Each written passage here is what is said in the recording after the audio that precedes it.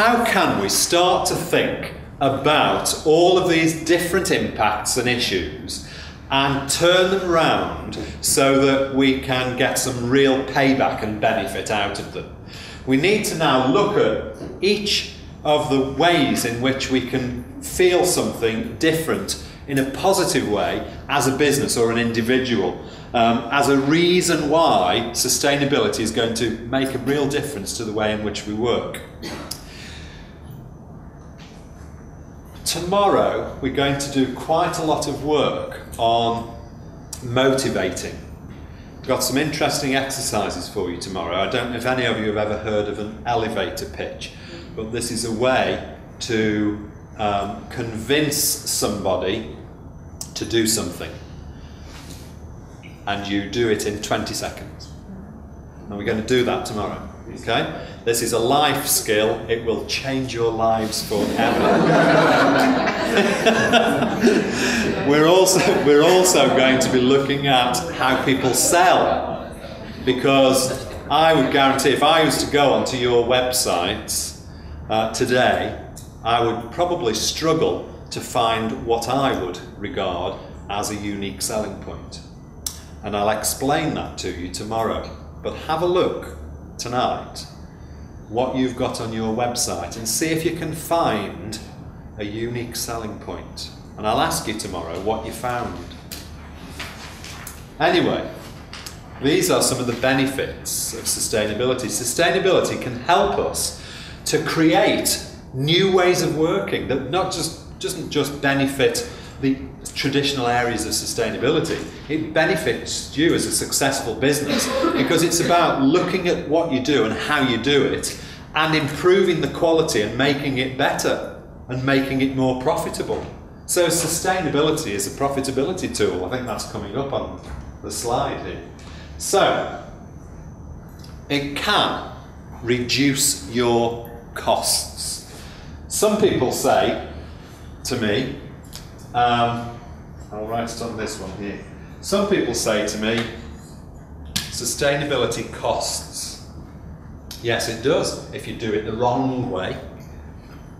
What you've got to do is you've got to do it the right way, which means you find an opportunity to make money out of it, and what you make, you reinvest into sustainability, and you make more money out of it. And your pot, your sustainability pot, I'm going to try and attempt to draw a pig here, but it's very, very poor pig. I'm not very good at it. It's a money box, actually. I don't know why, but they always put a few spots, don't they, on a pig? And I can't draw pig's ears very well, but something along those lines.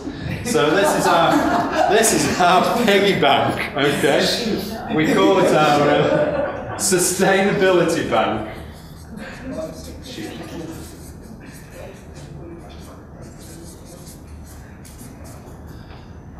So everything that we do that saves money is actually meaning that money we would have spent. So rather than spend it on something else, we should really take that, however small it is, even if it's just a few euros or kuna, and put it in here. And let's watch this money grow slowly.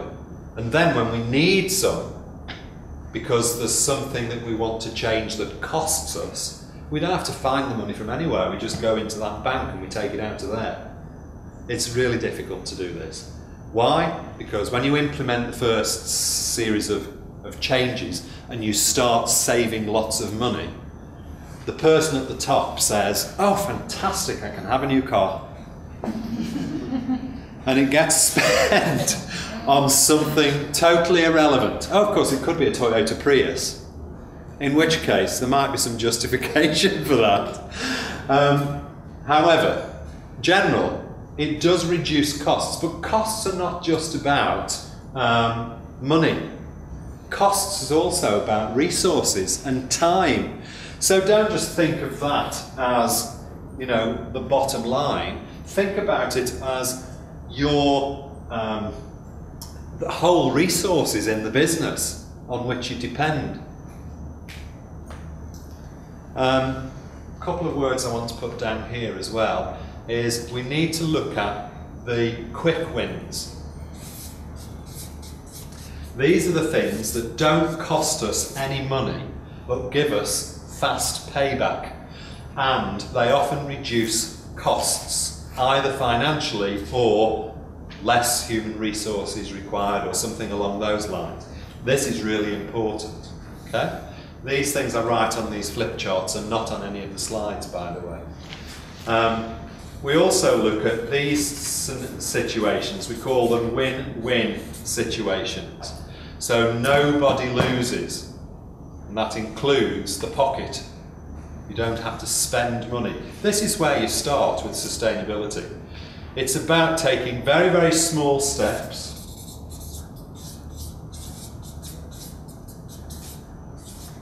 and doing it at your own speed in a way that you can manage. And for some of you, you will do that really, really slowly, and others will walk straight through it.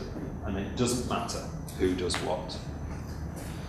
So as a consequence of reducing costs, it means that your profit should increase, just purely by virtue of the fact that you're not spending as much. But if you do it really well, then it can become a profitability tool. So it increases your profit because you attract more business. You get more customers because you're going to add value to what you offer. So your volume should increase anyway. So that's another reason that it would be a profitability tool. Well, attached to both of these is the fact that sometimes, in order to expand or to grow or to make an investment, we have to go to somebody and ask them for money. Well, these days, it's very difficult to find any institution that is lending money that doesn't ask for some sustainability objectives tied into the loan of that money.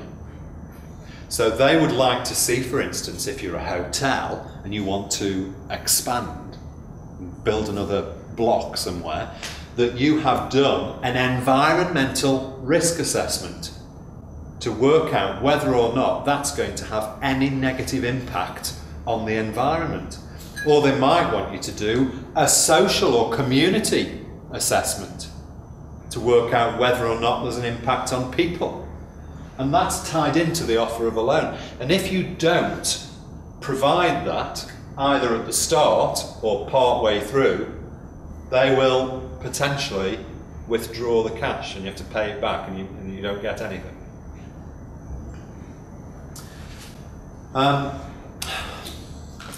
There's nothing bad about working on sustainability at all. Nothing. It's all about doing better.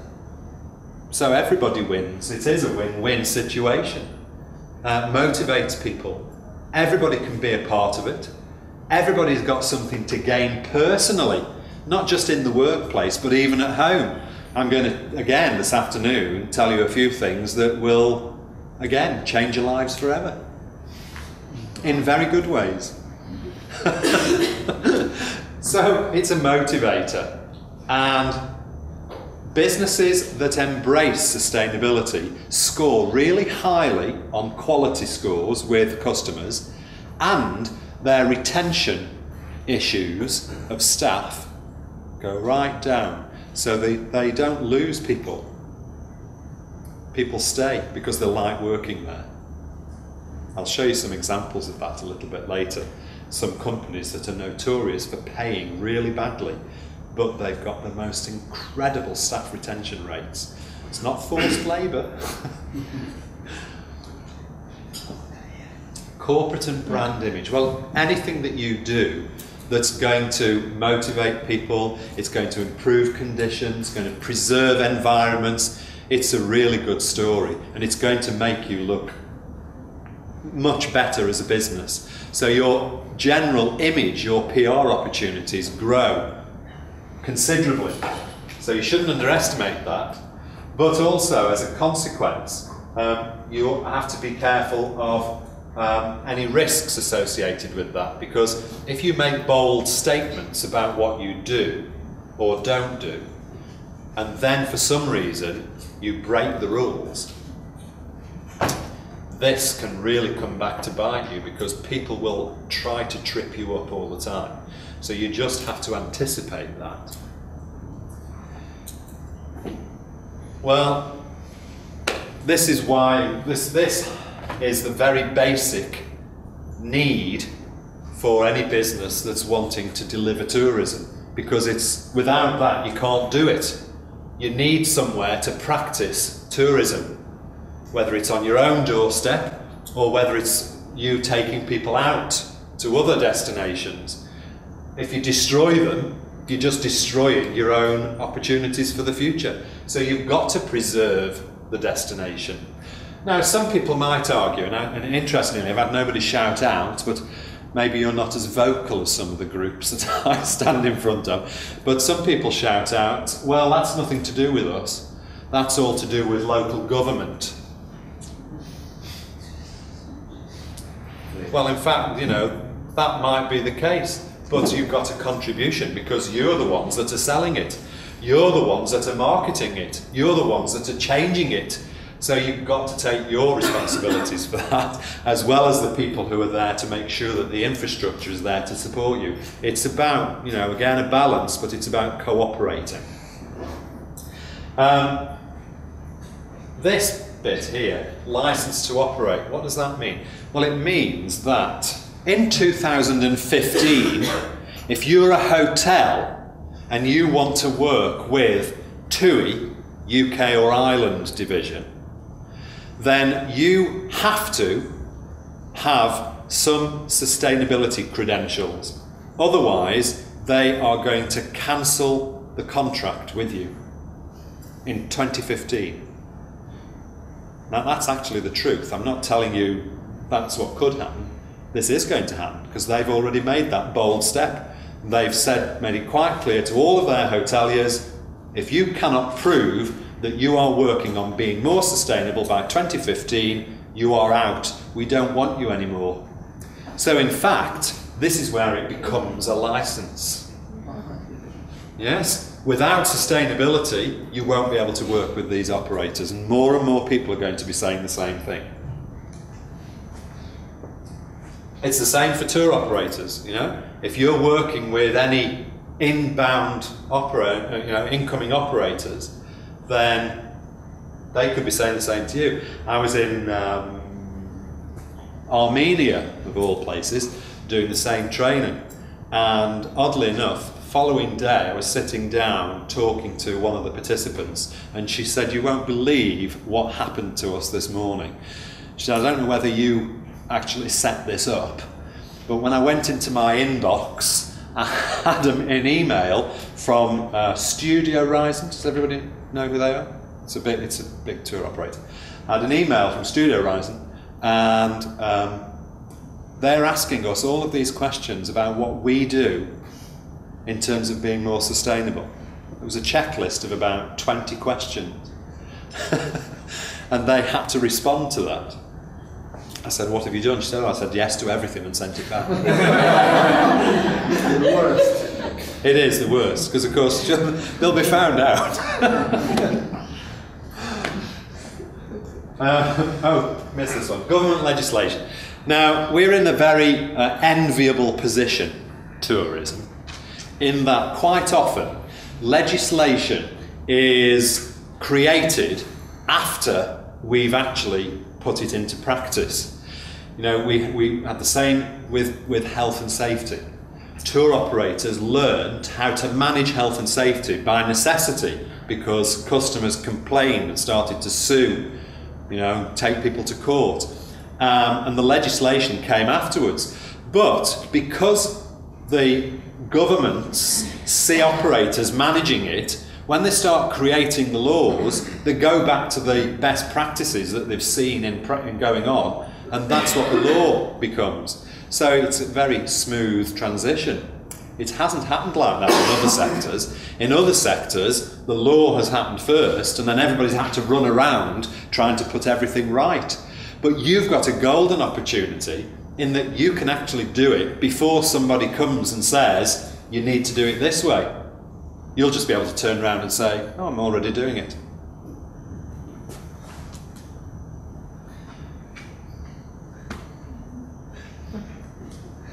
There's nothing bad about it at all. Nothing at all is bad about being more sustainable. I can't find anything. And if you find something, I'll counter-argue it. Okay, so let's have a look at the market.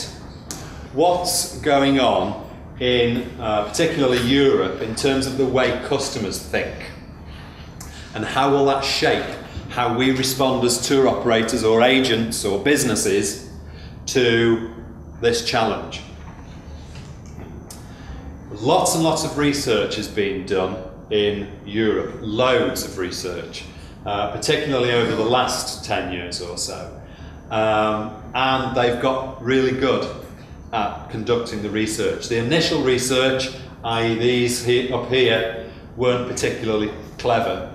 It says 87% of the British in 2002, find it very or fairly important that the holiday doesn't damage the environment. It's a high figure, 87%. But if you're asked, do you consider it important that your holiday doesn't damage the environment? Are you going to say no? So you've got to think about how you ask the questions. This is about the value of research. If you ask the wrong questions, then you'll get good answers. So both of these just were not phrased very well at all. The rest of the research down here was very good research because the questions weren't direct. It was trying to get round the back of the issue. So 46% of the Germans thinks it's added value to stay in an environmentally friendly accommodation. So that means that almost 50% of German customers, if you're taking any German customers, half of them are eager to stay in somewhere that can verify that it is environmentally friendly. They want to know how. They're not going to take your word for it either. They'll want to see some evidence of that. That's coming up in a second. 80% of the Dutch market want information on ethical issues in the travel information. If it's not there, they'll go and book elsewhere. Even in the UK, 45% of British people see ethics as an important selection criteria. It might not be the thing that makes them go first, but if it's there, it's going to persuade them. They'll see it as added value. This is some research that was conducted 2 years ago. 2 years ago? Yes. 3 years ago. Results came out 2 years ago. By TUI, the world of TUI. So globally, not just in the UK. These are all the different source markets for TUI.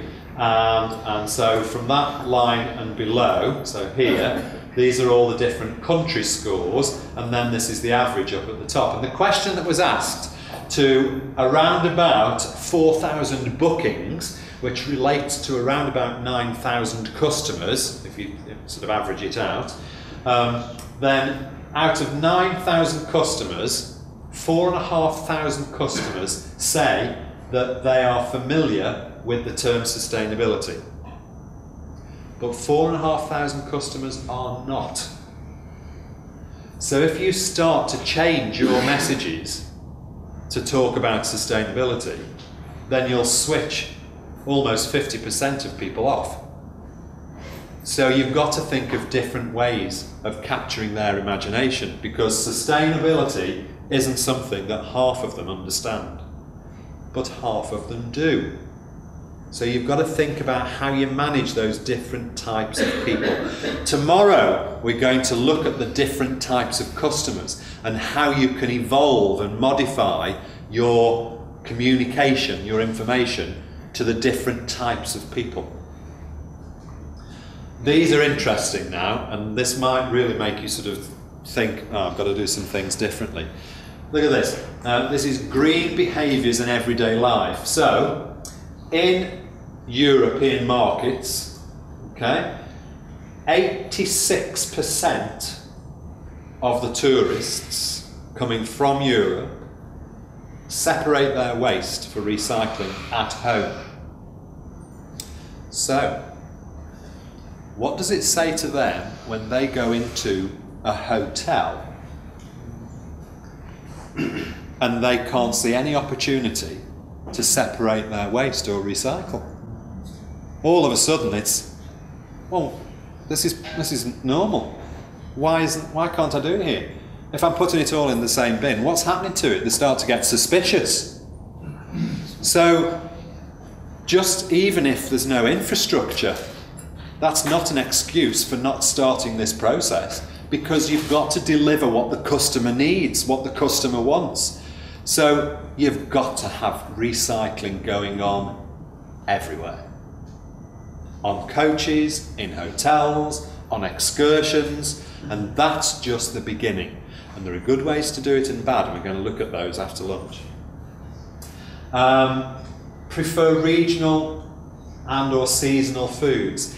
84% of travellers want local cuisine. Now that's a bit of a turnaround, because in the 90s, then 86%, 84% of people might have said, no, we want European, traditional European food. Now they don't. They're looking for something different, something to remember. So it needs to be offered to them in that way. Even the things that were low down on the list of priorities, there's still quite a lot of people. Look at this, book environmentally friendly holiday trips. 47 people want to do that. That's half. So if you don't offer them the opportunity, you've just missed out on 47% of your source market. So you've got to have that there in your offer. So this isn't a nice to have anymore. Sustainability is an essential ingredient of a successful business. You can't not do it. Well, half of the people don't understand what sustainability means, so isn't it any, surprise? Only 20% understand what a sustainable holiday is. So you can talk about sustainability and 4,500 out of the 9,000 will understand it, but if you then start talking about sustainable holidays, you're only going to hit about 1,800 people who understand it. So now you're narrowing your chances even more. The cost of booking a holiday. Well, 71% think that it's going to cost more. So, if you can say to people, come with us and do it in the right terms without using sustainability, but we look after all of these things and it doesn't cost you a penny. Imagine how that's going to look for those customers. They're going to say, wow, that's just added value. I've got no reason not to go with them, because I could book this holiday that's exactly the same, but it isn't sustainable. And I could book this holiday and it is. I'm going to go with that one because it's not costing me anymore. Holiday companies must be clearer about what they do to promote environmental protection and sustainability. 64%. So the customers want you to tell them more. So you would be foolish not to respond to that. By the way, you're going to get these slides, so you'll be able to interpret all of these. It's all quite logical. When you read them, you can think to yourself, actually, what does that mean to me as a business? And I really would encourage you to do it, because it's really useful.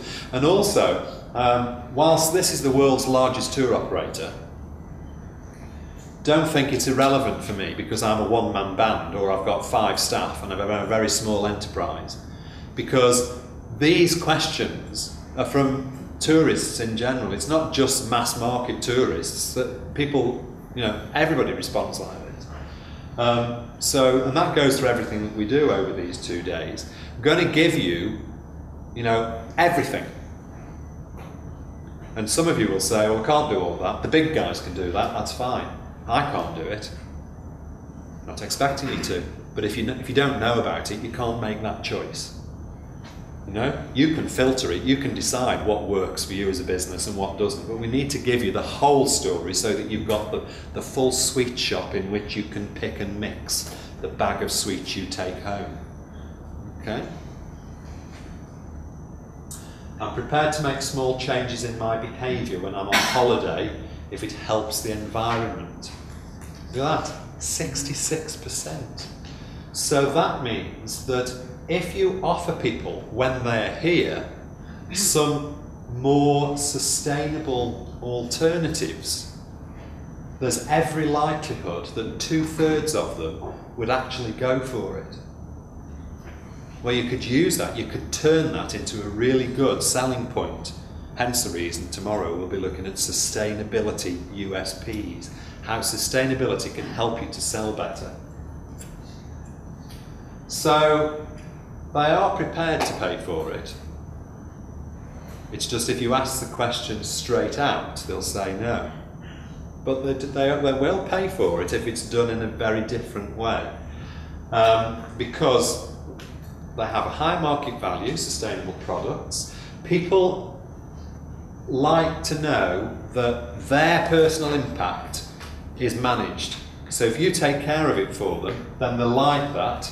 So this is often quite a good thing to put into some description about your ethics as a business. Maybe your mission maybe could involve that.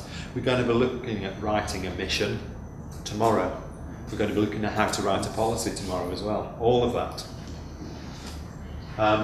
Provide clients the opportunity to make donations to projects they've seen. If people can relate to things, if you look at that previous research, if they can see it and it's tangible, they're more likely to participate, so they will give money to it. And the value of that to you as a business is that actually they're your customers, it's your intervention, so this project has benefited at your hands as well as the customers. But you can talk about your motivating them to do it. And that really makes an impact on your overall brand image. It's a smart way to create more income. It is, because you're tapping into, actually, these things that we're talking about, if you think about it, it's nothing new, is it? There's nothing new here at all. We've been doing it all for donkey's years. We just haven't grouped it all together and called it sustainable tourism. But many of us have been doing some of these things in isolation. So I've got to be very, very careful. Oh, I'm going to run over by 5 minutes, is that all right? Okay. Don't avoid these, because they can come back to bite you. You really have got to keep up with technology these days. You cannot avoid it, and I'll give you the reasons why. People do talk about sustainability. It's high on people's agenda, because it's not about sustainable tourism at the end of the day. It's about sustaining your lifestyle as a person, as a consumer. And a lot of European consumers, they buy everything sustainably. Not just holidays, it's everything. You know, they go into a supermarket and they're looking for fair trade products. They're making sure that they have got lots of packaging to dispose of, and they think about very carefully about where their energy comes from and where water's sourced and all these sorts of issues. So they do talk about it, and they talk about it here. If you want to learn about anything that people are doing, you go there, don't you? You know, I don't use it as much as I should, but I've got friends of mine, and if I want to know what they had for breakfast this morning, I just need to go onto my mobile phone and have a look, and I might even see a photograph of it. Well, they do. They talk about it, and the thing about Facebook is that it's here to stay. You know, there's no avoiding it. So if you've got good news stories and you put it in here, it has the potential to reach lots and lots of people really quickly, and it markets for you. You know, it really sells good things. It can sell the bad as well, so you've got to be careful. And often the bad things will reach 10 times as many people as the good things. But it's an amazing marketing opportunity. However, if you do it, you've got to be doing it constantly, all the time. It's incredible how many Facebook pages I go onto that tour operators have put together. And it says on there, we've got a fantastic trip coming up. We're going to go here, we're going to go there, we're going to do this, it's fantastic. But now, it's only happening once, December 2011. Well, we're now in 2013. So they've got stuff on there that's 2 years old, and all that does to me as a customer is says, well, this tour operator can't keep up with the pace because they've got old information there. So you need to be clearing that out. It's got to be current, it's got to be constantly up to date. Well, some of these big guys, you know, TUI for instance, they have a team of people that do this and nothing else. That's all they do. Even ABTA, the trade association that I was working for, they have a person that spends, I would say, 75% of their role just working on those two things. So that's a person 75% of the time, and the head count in that association is around about 60 people. Okay? Just to give you an idea. Of course, Twitter's even better than Facebook in some respects, because all you have to do here is you write a very short bit of text, 50 words I think, or might even be 50 characters. 50 characters or 50 words, I can't remember. But it's a very small amount. And all you do is you think of this creative little sentence or two, and you just throw it up into cyberspace, and you watch and wait. And I can guarantee that within 10 minutes, there will be 10,000 people talking about what you've just thrown up there. And those 10,000 people are not random. Those 10,000 people are waiting to hear about it because that's what the tags are for. So if you want to know about sustainable tourism holidays in Croatia, you create those tags. So hey ho, throw something up into cyberspace with Sustainable Tourism Croatia, and all those people waiting for it are going to have it landing in front of them. That's direct marketing. If you don't do anything else here, tweet. Tweet. Tripadvisor. Oh, this can be a real beast, this. I don't know if you all are aware of the fact that you can advertise on Tripadvisor. Are you aware of that? Yeah. It's not just for customers to give feedback. It's an opportunity for you to actually market.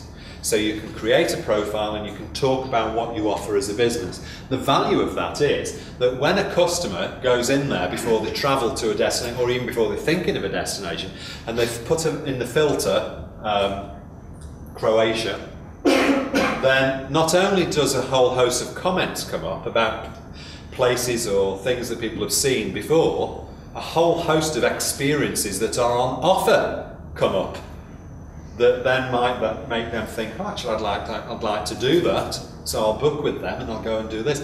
It's a really good marketing opportunity. I have a friend and colleague of mine that lives in Laos, and she is an auditor as well, actually, for Travelife in the sort of Thailand area and that sort of part of the globe, Asia. But she has her own business. She runs bicycle tours, very sustainable, really sustainable.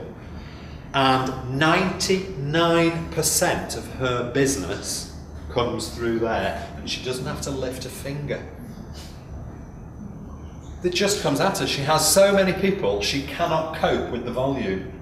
And it just all comes from Tripadvisor. However, got to be very careful, because if people have bad experiences, then wow, watch out. Look at this. We recently went on an organised tour with the Chok Chai company out of Chiang Mai. One of the stops was to an elephant camp to ride elephants for an hour, and another was to see a monkey at a local hill tribe. In both instances, the animals were being mistreated and the people who owned them were being plain cruel. Please do not attend these parks. So, you've got to tackle the issues and make sure that what you offer is good, positive, and free of harm and risks. Now, this is a similar thing in Albania. This gypsy park is in the capital, Tirana. And some of the operators put together a walking tour. Exactly. It doesn't sell it very well, does it? Come here to find your wallet stolen and dump your trash. So, let's look at a few other industries just for a couple of minutes before lunch. It's been going for a long time in other industries. It's very new, sustainability to tourism, relatively.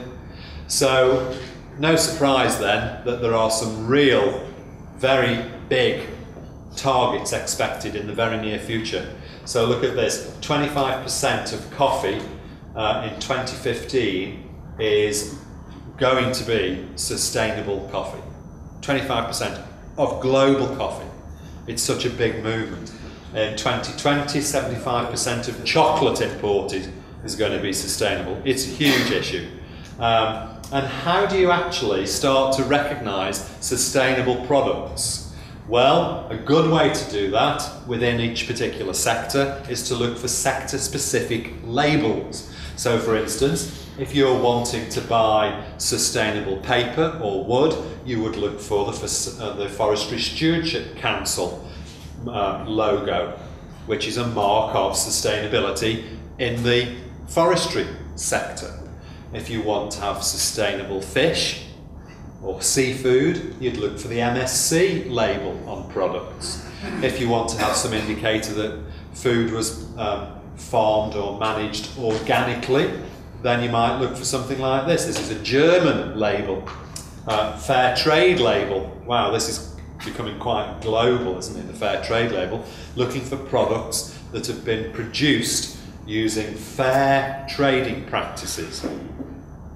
So it's no surprise then to find these on the products themselves. So there's the organic label on some kiwi fruit, there's the Forestry Stewardship Council on some shoes, a lot of paper products in shoes, not maybe in the content of the shoe, although sometimes what you buy you think is leather is often cardboard. I normally get that with belts. But of course they all come in boxes, and that's lots and lots of paper.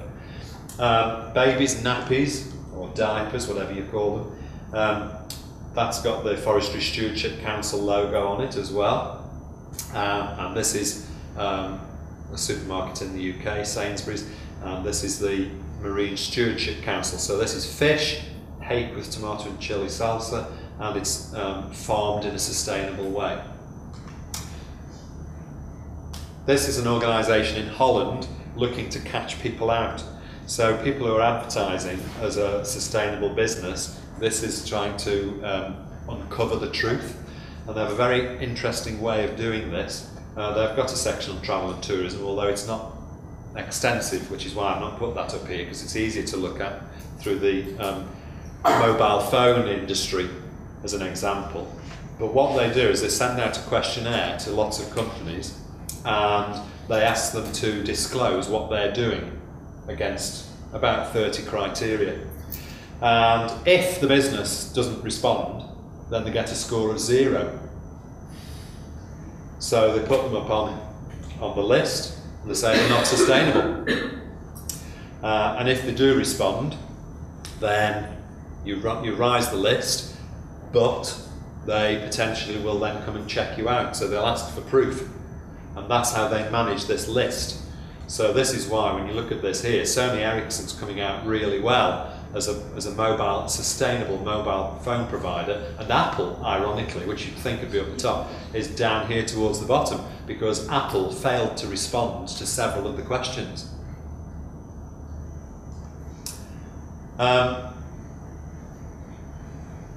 So people are looking for labels. Governments use them now regularly when they're procuring internally. But in order to be able to work with people in a more sustainable way, you need those sustainable business partners. And sadly, at the moment, those are few and far between in the tourism industry. Travelife is promoting the creation of this because we're working at all ends of the supply chain. So hotels, for instance, Travelife is trying to provide lots of sustainable hotels input into the industry, and Travelife is providing lots of sustainable tour operators input into the industry so that the two can work together and create sustainable business partnerships. Some distribution channels are taking out the non-sustainable products. TUI going to get rid of all their non-sustainable hotels. TUI UK and Ireland. The whole of TUI, that won't be long afterwards because it normally does follow. So I'm going to be talking about this tomorrow, but the Dutch and the British trade associations back in 2003 got together with the Dutch NGO, SAAT they're called, and started working on a project called Tourlink originally that gave birth to Travelife. It was a €2 million funded project, and it was about trying to look at a way in which the tourism industry could follow some examples of other sectors, but also try to stop a proliferation of different approaches to managing sustainable tourism. Because we made some real mistakes with health and safety, and we thought this would probably be a good way of making sure that that didn't happen with sustainability. So these are all the operators, well, not all of them, these are the main operators that started to work on it back in 2003, and you know, you recognise quite a lot of those. And this is why a lot of these are, throughout this presentation, giving lots of examples, because they've been working on it for a long time, so they've got lots of examples to share. But we have many, many more examples now from small companies, and on the online system you can actually see, rather than these slides, you can see lots of examples that are perhaps more relevant to you if you're a small business. It was a 3-year process. It involved ABTA and AMVR as the trade associations working with Leeds Metropolitan University and Lund University in Sweden, I don't know why they're not up on here, and several NGOs to create this Travelife concept. Okay? And those are the things that we're going to be looking at tomorrow in detail. So how can you actually make use of Travelife to make it a lot easier? Okay? So we're going to take a nice lunch break. Got, is 50 minutes okay?